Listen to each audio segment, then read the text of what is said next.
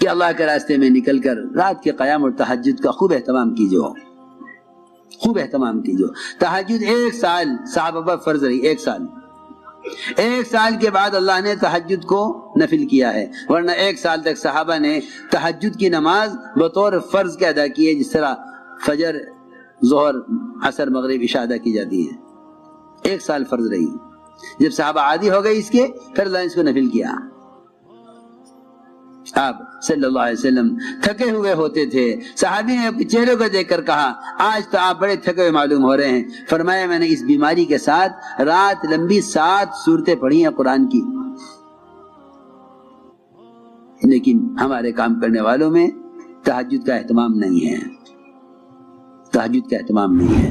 دیکھیں لمبے مشورے ہو گئے، تہجد چھوٹ گئی، تھک گئے، بلکہ اب تو ایسے بے عقل لوگ ہیں کہتے ہیں کہ یہ کام بڑا افضل ہے، یہ تو تہجد ہے، یہ تو نفل ہے۔ کیسی بے عقلی کی بات، کیسی بے عقلی کی بات ہے، کیسی بے عقلی کی سوچ ہے۔ حالانکہ وہ تہجد جس سے دعوت کی بات واضح ہو جاتی کہ قرآن کہتا ہے اقوم مقیلا، کہ رات کا قیام سب سے زیادہ دعوت کی بات کو واضح کرنے والا ہے، قرآن میں ہے اقوم مقیلا، کہ رات کا قیام اور تہجد دعوت کی بات کو واضح کرا دے گا، صحیح بات دل میں ڈالے گا۔ اور یہ فرمایا آگے ان لک فی النہار سبحا طویلا، کہ دن بھر دعوت کے کارناموں میں، دعوت کے تقاضوں میں اللہ کی مدد آپ کے ساتھ ہوگی اگر آپ رات کے قیام کا اہتمام کریں۔ اور سب سے زیادہ نفس کو کچلنے والا عمل ہے رات کا قیام۔ فرمایا اشد وطئا، کہ نفس کچلا جاتا ہے رات کے قیام سے۔ تو اس لیے تہجد کا خوب اہتمام کریں، تہجد کو اپنا معمول بنا لیں، اس میں رزق کی وسعتیں ہیں۔ تم جا کے اگر یہ نہیں کرو گے تو خدا کی قسم رزق کی وسعتیں سود میں دیکھو گے، جھوٹ میں دیکھو گے، جا کے حکام سے اپنے لیے سود یا قرض کے مطالبے کرو گے۔ اگر رات کے تہجد اور قیام سے اور رات کو سونے سے پہلے سورہ واقعہ پڑھ کر اللہ سے کہ خزانہ تعلق قائم نہ کیا تو پھر تمہیں غیروں کی خوشامد کرنی پڑے گی حرام اسباب لینے کے لیے، اللہ کی خوشامد کرنی چھوڑ دو گے حلال اسباب لینے کے لیے۔ اپنے رخ کو بدلو، طبیعتوں کو بدلو، نکلو اس اسباب کی زنجیروں سے، آؤ اعمال کی حقیقت کی طرف، آؤ اعمال کی حقیقت کی طرف، اپنے آپ کو تہجد کا عادی بناؤ۔ اس طرح ہمیں رات کے قیام کا اہتمام کرنا ہے۔ عمل کی قیمت دلوں میں اترے گی جب تعلیم حلقوں میں جم کر بیٹھیں، جب تعلیم حلقوں میں جم کر بیٹھیں گے تو پھر عمل کی حقیقت دلوں میں اترے گی۔ یہاں بازار میں جم کر بیٹھا ہوا ہے، آج ایک چیز خریدی، 4 مہینے کے بعد خریدے گا، کہے گا کہ کیوں 100 روپے بڑھ گئے، پچھلی دفعہ لی تھی 200 روپے کی تھی، اب 300 کیوں دے رہے ہو؟ اسے 4 مہینے کے 200 روپے کی قیمت چیز کی یاد ہے، لیکن اسے ظہر کی نماز میں صبح کی تعلیم کی حدیث یاد نہیں ہے۔ اس کو صبح کی تعلیم میں کی حدیث ظہر کی نماز میں یاد نہیں ہے کہ صبح تعلیم میں نماز سے متعلق کیا حدیث سنی تھی، اسے نہیں معلوم، اسے نہیں معلوم۔ بازار میں بیٹھتے ہیں چوکنا ہو کر، تعلیم کا میں بیٹھتے ہیں غافل ہو کر، نہیں معلوم۔ اعمال میں احتساب پیدا کرنے کے لیے تعلیم کے حلقے ہیں، صبح شام تعلیم کے حلقے ہیں، اور تعلیم کے حلقے ہی ایمان کے حلقے ہیں کہ اللہ کے وعدوں کا یقین دلوں میں تازہ ہو۔ یہ تعلیم کا مقصد تھا۔ اس لیے جتنی جماعت اللہ کے راستے میں نکل رہی ہیں یہ صبح کی تعلیم میں 3 عمل کریں گی۔ پہلا عمل کتابی تعلیم، جس میں منتخب احادیث ہی پڑھی جائے گی۔ صبح کی تعلیم میں منتخب احادیث سے تعلیم ہو۔ سب سے پہلے قرآن کی تفسیر کے حلقے، اس کے بعد منتخب احادیث سے تعلیم، پھر 6 نمبر کا مذاکرہ انہی احادیث کی روشنی میں۔ 6 نمبر کا مذاکرہ ہمیشہ منتخب احادیث کی روشنی میں کرو، اس لیے کہ 6 نمبر سے متعلق حضرت نے حدیثیں جمع کی ہیں اسی کام کے لیے، تاکہ امت سمجھے کہ یہ 6 نمبر کیا ہیں۔ یہ 6 نمبر کیا ہے؟ نمبر نہیں ہے، یہ صفات ہیں۔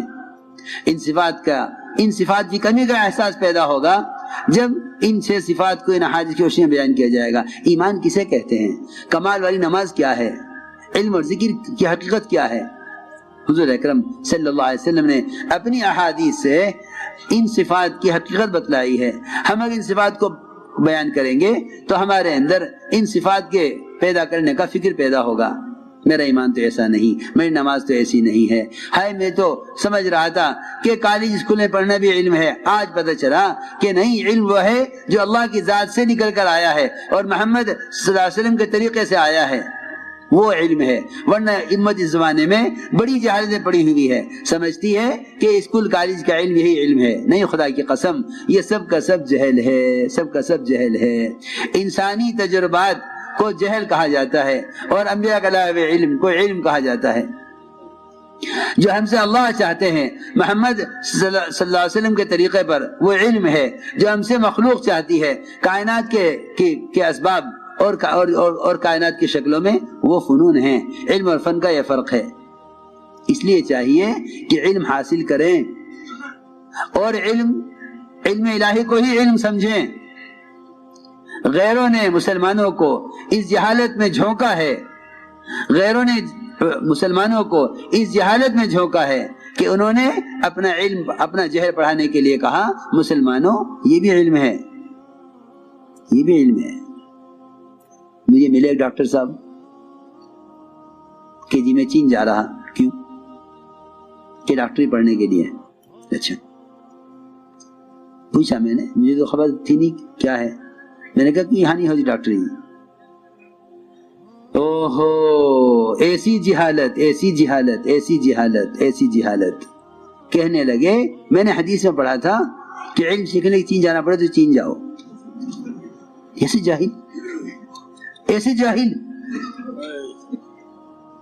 علم سیکھنے کی چین جانا پڑے تو چین جاؤ، ایسے جاہل۔ میں نے کہا کہ اچھا تم مجھے سورہ فاتحہ سناتے جاؤ۔ واللہ اس نے مجھ سے یہ کہا، میں نے سورہ فاتحہ نہیں سیکھی۔ دیکھ لو وہ دماغ جن کو میں یہ بٹھایا گیا ہے کہ دنیا کے فنون بھی علم ہیں، ان کو علم سیکھنے والے علم الہی سے اور سورہ فاتحہ کی فرضیت سے بھی ناواقف ہونے کی وجہ سے سورہ فاتحہ سے جاہل ہونے نہیں خبر سورہ فاتحہ کیا ہے۔ 45 سال کا نوجوان سورہ فاتحہ نہیں جانتا، کیونکہ اس کو غیروں نے یہ سمجھایا ہے کہ صرف قرآن حدیث علم نہیں ہے، یہ بھی علم ہے۔ اور اس زمانے میں بہت سے پڑھے لکھے ایسے ہیں جو مسلمانوں کو یہ سمجھا کر فنون کی طرف لاتے ہیں کہ صرف قرآن حدیث علم نہیں، یہ بھی علم ہے۔ اور یہی وجہ ہے، میں تو کل ایک صاحب سے پوچھنے لگا، بتانے لگے کہ یہاں 26 کالج ہیں۔ میں نے کہا 26 کالج ہیں، مدرسے کتنے ہیں آپ کے علاقے میں؟ کہ 2 مدرسے ہیں۔ میں نے کہا کتنے غم کی بات ہے، 2 کالج ہوتے، 26 مدرسے ہوتے دین کے، تب تو کوئی بات تھی۔ میں سمجھ گیا کہ تم راجستھان والوں کو دنیا کما کر